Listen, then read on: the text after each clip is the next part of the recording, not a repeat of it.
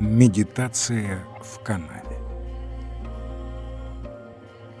Уход в себя означал для тех, кто был к этому способен, бегство из безрадостной пустыни, из духовной бедности здешнего существования назад, в собственное прошлое. Фантазия была постоянно занята восстановлением прошлых впечатлений.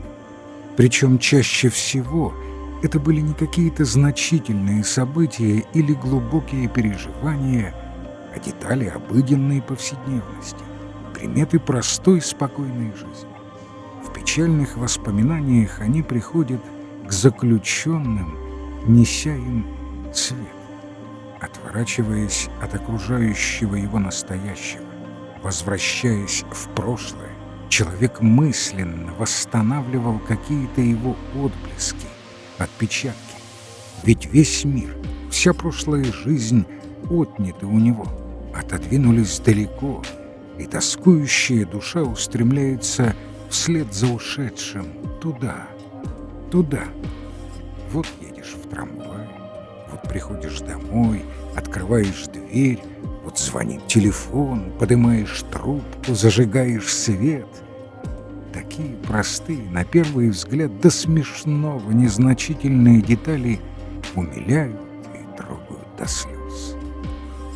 Те, кто сохранил способность к внутренней жизни, не утрачивал и способности хоть изредка, хоть тогда, когда представлялась малейшая возможность, интенсивнейшим образом воспринимать красоту природы или искусства.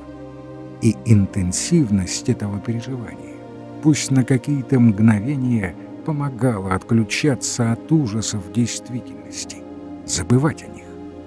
При переезде из Аушвица в баварский лагерь мы смотрели сквозь зарешоченные окна на вершины Зальцбургских гор, освещенные заходящим солнцем.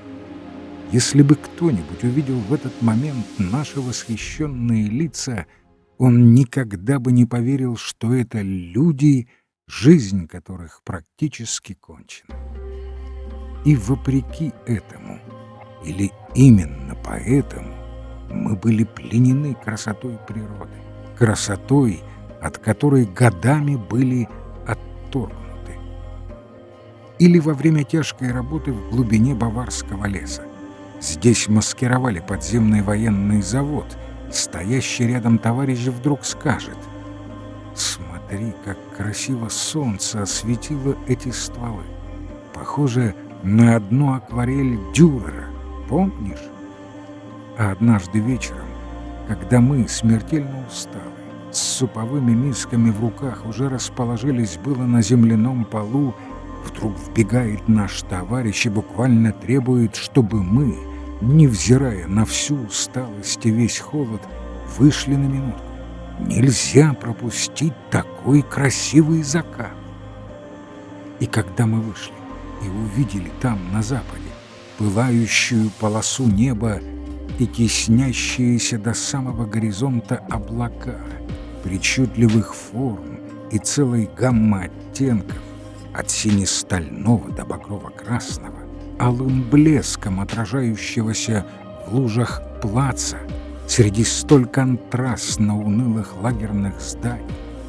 Когда мы увидели все это, то после минутного молчания кто-то сказал: «Как прекрасен мог быть мир!»